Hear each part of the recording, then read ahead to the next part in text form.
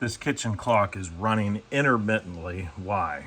When I pull the movement out, it's not running. Know that the battery is good.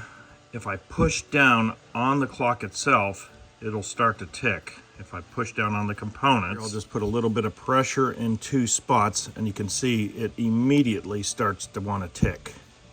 Initially, it seems like it may be a connection that's from the battery to wherever it goes here to the coil. I'll remove a little bit of the clock just so we can see what's going on here. All the gears just kind of pop off. Now it's just sitting here and you can see this one gear that drives everything is in fact moving. We'll pull in a little bit closer and see what's happening here. This gear appears to have a magnet on it, so it must be pushed and pulled by the magnetic coil here. When I remove this section, I do see some corrosion immediately. Here the connections from the battery have corrosion on them, so we can go ahead and start to clean that a little bit. You can see all that blue-green corrosion. We'll also clean the pads under here. You can see quite a bit of corrosion here as well. You can see the corrosion's actually cut through all the silver, and we're down to the copper now. Keep cleaning.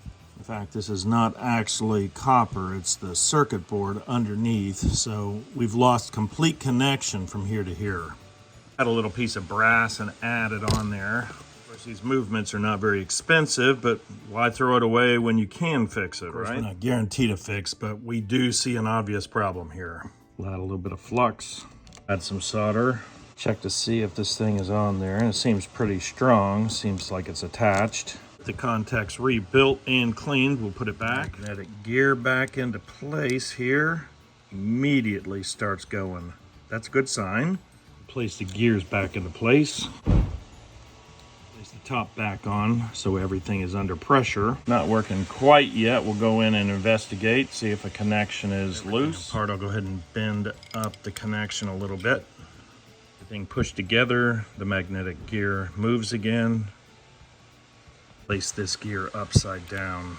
Put the gear in properly. Everything is functioning as it should again. Our kitchen clock back together. Press and clip it all in. Place the hour hand on and hand into place. And hand on. We'll clean up the acrylic case with rubbing alcohol. Now the clock is working, so we'll go ahead and add the acrylic case back on. Press it in until everything clicks into place. All fixed, ready to go.